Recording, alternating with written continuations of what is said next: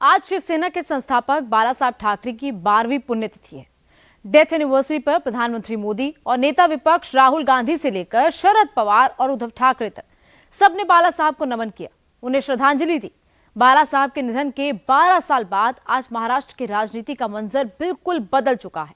उनकी पार्टी शिवसेना 2 हिस्सों में टूट चुकी है और बाला साहब के बेटे उद्धव ठाकरे पर इल्जाम लग रहा है कि उन्होंने पिता का दिखाया रास्ता छोड़ दिया, जबकि उद्धव कहते हैं कि उन्होंने बीजेपी का साथ छोड़ा है। अपने पिता को कैसे छोड़ सकते हैं? ऐसे में महाराष्ट्र में इस बार का चुनाव ये फैसला करेगा कि बाला साहब का असली सियासी वारिस कौन है।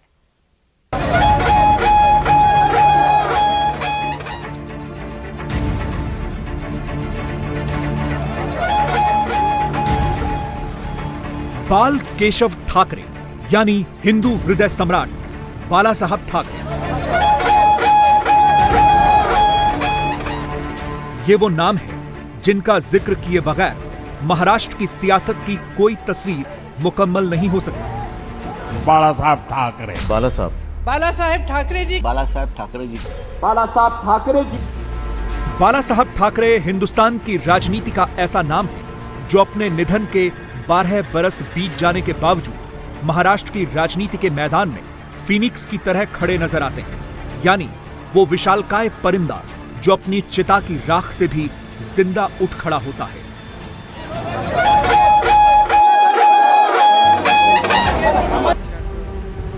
दोस्त हों या दुश्मन, बेटे हों या भतीजे, शागिर्द हों या उस्ताद, हम असर हों या फरीक, महाराष्ट्र के चुनाव में अगर कोई एक नेता है जिनकी सबसे ज्यादा चर्चा हो रही है तो वो बाला साहब ठाकरे ही हैं।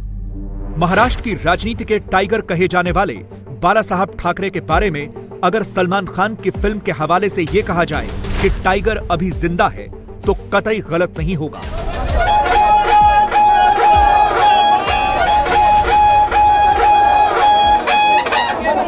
हिंदू हृदय सम्राट शिवसेना प्रमुख बाला साहब ठाकरे जी का स्मृति दिन 12 साल बीत गए हैं। बाला साहब हमसे सिर्फ शरीर से गए, उनका विचार हमारे साथ है। महाराष्ट्र में चुनाव चल रहा है और हमें पहली बार ऐसा लगता है बाला साहब के बाद कि ये लड़ाई जो है इस चुनाव के बाला साहब ठाकरे जी के विचारों के लिए लड़ाई हम लड़ रहे हैं। बाला साहब ने शिवसेना की स्थापना इसलिए की थी कि महाराष्ट्र धर्म की रक्षा हो, यहाँ का जो मराठी मानुष है उनके स्वाभिमान की रक्षा हो, हमारे विचारों की रक्षा हो, हमारे जो न्याय और हक की बात बाला साहब ने की थी उनके ऊपर आज संकट आ रहा है। यहाँ से महाराष्ट्र का रोजगार, महाराष्ट्र का उद्योग सब कुछ छीन कर कोई लेके जा रहा है। ऐसे में अगर हमको याद आती है तो बाला साहब ठाकरे जी की याद आती है। हमारा स्वाभिमान अगर हमको बरकरार रखना है तो बाला साहब ठाकरे को हमको कभी नहीं भूलना है। छल, प्रपंच, विश्वासघात, धोखाधड़ी, गद्दारी, बातों से मुकरना, वादों से पीछे हटना, कौल का मान न रखना और मूल्यों, सिद्धांतों और उसूलों से विहीन राजनीति के इस दौर में महाराष्ट्र की जनता आज भी बाला साहब ठाकरे को बहुत मिस करती है। अपनी बेबाक बयानी के लिए मशहूर रहे बाल ठाकरे अपनी पसंद नापसंद का खुलकर इजहार करते थे, अपने समर्थन या फिर विरोध को छुपाते नहीं थे। जिनके एक हुक्म पर 24 घंटे चलने वाली मुंबई एक फर्माबरदार बच्चे की तरह सावधान खड़ी हो जाती थी, वो बाल ठाकरे इस बार के महाराष्ट्र विधानसभा चुनाव में सबसे बड़ा मुद्दा है, सत्ता पक्ष के लिए भी और विपक्ष के लिए भी। सरदेव बाला साहब ठाकरे जी चाहते थे मूल्यों के आदमी थे। उन्होंने इन मूल्यों की राजनीति की थी। उन्होंने कहा था कि नहीं, हम सब कुछ करेंगे हिंदुत्व के मुद्दे पर, छत्रपति शिवाजी महाराज को सामने रख करके ही हम आगे काम करेंगे। प्रधानमंत्री जी मंच पे आते हैं, बाला साहेब ठाकरे जी का नाम लेते हैं बाला साहेब ठाकरे जी का, और जब प्रतिमा बनने जाती है शिवाजी महाराज जी की तो उस प्रतिमा को पूरा करने का काम ही नहीं करते। एक प्रतिमा बनी, वो दह गई, उसमें इतना भ्रष्टाचार था। दूसरी प्रतिमा को पार्लियामेंट से निकाला गया, संसद से हटा दिया गया। तीसरी प्रतिमा का शिलान्यास किया 7 साल पहले, आस्ते आस्ते काम बंद हो गया, उसको बनाया ही नहीं। बाल ठाकरे जी की बात करते हैं और उन्हीं के बेटे की पीठ में इन्होंने छुरा घोंपा।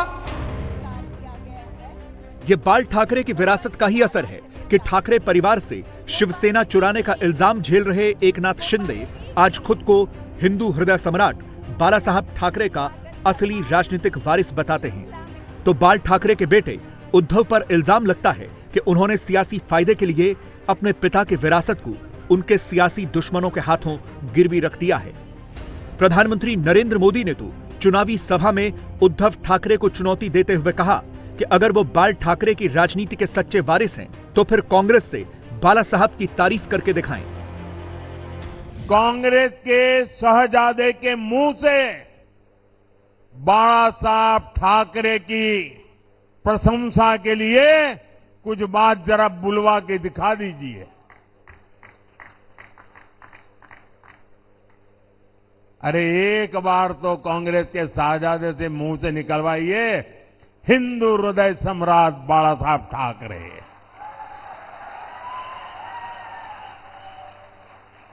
और जिस दिन आप इतना करवा लोगे ना, आपको सचमुच में अच्छी नींद आएगी, कभी अस्पताल नहीं जाना पड़ेगा।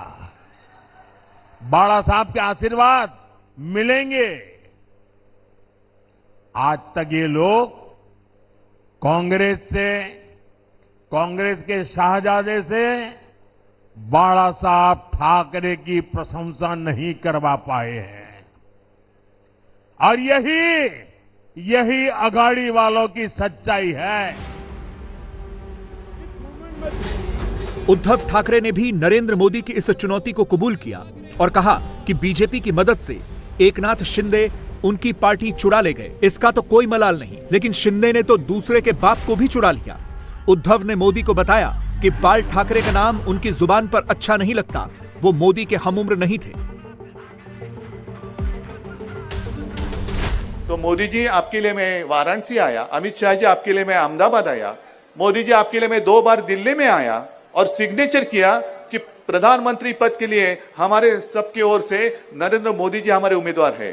तब आपको पता नहीं था मैं किसकी संतान हूं? अमित शाह जी आप आए थे मेरे घर, मेरे पिताजी के रूम में, जिसको हम मंदिर मानते हैं, वहां आप नाक रगड़ कर गए थे। उस वक्त पता नहीं था किसका घर है।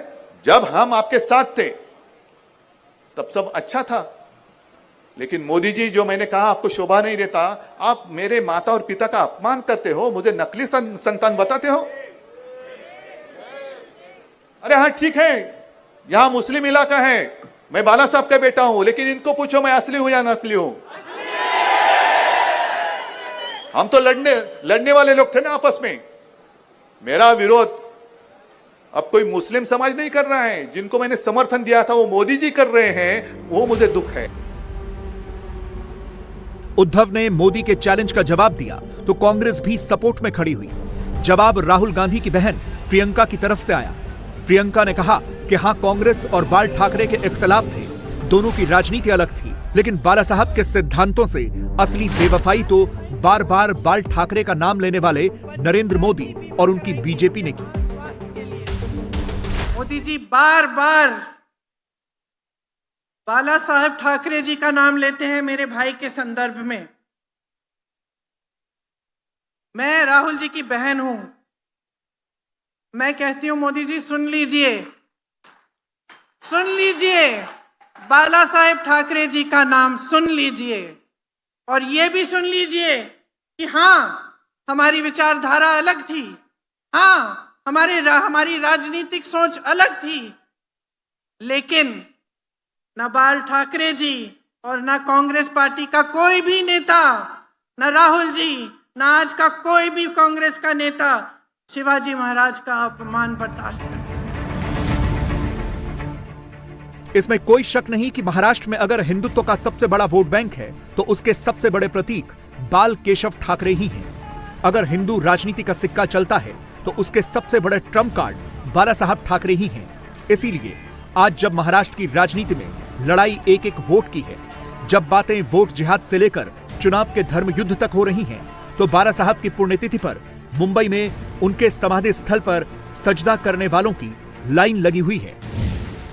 सोशल मीडिया पर नरेंद्र मोदी से लेकर राहुल गांधी तक, शिवसेना से लेकर बीजेपी के नेताओं तक सबके सब बाला साहब ठाकरे को याद कर रहे हैं, उनके आदर्शों पर चलने की बात कर रहे हैं। इंटरेस्टिंग बात तो यह है कि उद्धव ठाकरे और उनके परिवार से ज्यादा उनके विरोधी यानी एकनाथ शिंदे की पार्टी और बीजेपी के नेता बाला साहब की समाधि के चक्कर लगाते हैं और खुद को बाला साहब का सच्चा भक्त बताते हैं। बाला साहब ने जो भी कार्य किया है राष्ट्र के लिए, हिंदुओं के प्रबोधन के लिए, महाराष्ट्र सुरक्षित रखने के लिए, दक्षिण से लेकर उत्तर तक जो भी बहुत बड़े मुद्दे हैं, फिर कश्मीर में लाल चौक में तिरंगा फहराने का हो या अगर उनको करना है इसमें दक्षिण में जो मुद्दे हैं, वो दक्षिण में भी आतंक के साथ में जुड़े हुए जो मुद्दे हैं उसके बारे में भी वो अपनी जो आलोचना है, उनका जो विश्लेषण है वो सबके सामने रखते थे। आज हमारे सबके श्रद्धा स्थान आदरणीय हिंदू हृदय सम्राट शिवसेना प्रमुख सेनापति बाला साहेब ठाकरे जी की आज स्मृति दिन है, 12वां स्मृति दिन है।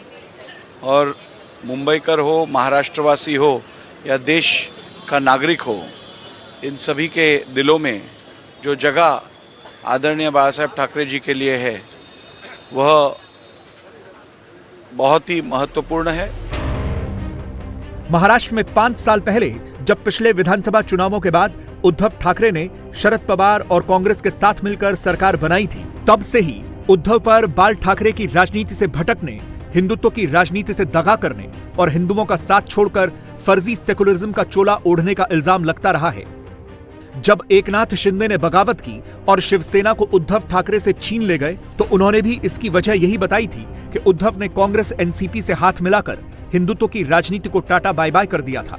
बीजेपी का इकोसिस्टम पिछले 5 साल से बाल ठाकरे का एक पुराना बयान सोशल मीडिया पर घुमाता रहा है, जिसमें बाल ठाकरे कह रहे हैं कि वो कांग्रेस से हाथ मिलाने के बजाय अपनी सियासी दुकान समेटकर बंद करना बेहतर समझते हैं। जब से उद्धव ने बीजेपी का साथ छोड़ा, कांग्रेस से नाता जोड़ा, तब से ही बीजेपी बाल ठाकरे के इस बयान को दिखा दिखाकर उद्धव पर हिंदुत्व की राजनीति, छत्रपति शिवाजी की विरासत छोड़ने का इल्जाम लगाती रही है। आज बाल ठाकरे की पुण्यतिथि पर भी महाराष्ट्र में चुनाव प्रचार के लिए पहुंचे योगी आदित्यनाथ ने छत्रपति के नाम पर उद्धव को टारगेट किया। आखिर अयोध्या में राम मंदिर का निर्माण कांग्रेस भी कर सकती थी, नहीं किया। मैं पूछना चाहता हूं, अगर सर्वे बाला साहब ठाकरे जी होते, क्या वे कांग्रेस के साथ गठबंधन करते क्या? तो फिर उद्धव जी ने क्यों कर दिया? अपने मूल्य और सिद्धांतों से भटक गए। और इसीलिए मैं आपसे कहने के लिए आया हूं, बहनों और भाइयों, सरदेव बाला साहब ठाकरे जी चाहते थे, मूल्यों के आदमी थे। उन्होंने इन मूल्यों की राजनीति की थी। उन्होंने कहा था कि नहीं, हम सब कुछ करेंगे हिंदुत्व के मुद्दे पर, छत्रपति शिवाजी महाराज को सामने रख करके ही हम आगे काम करेंगे।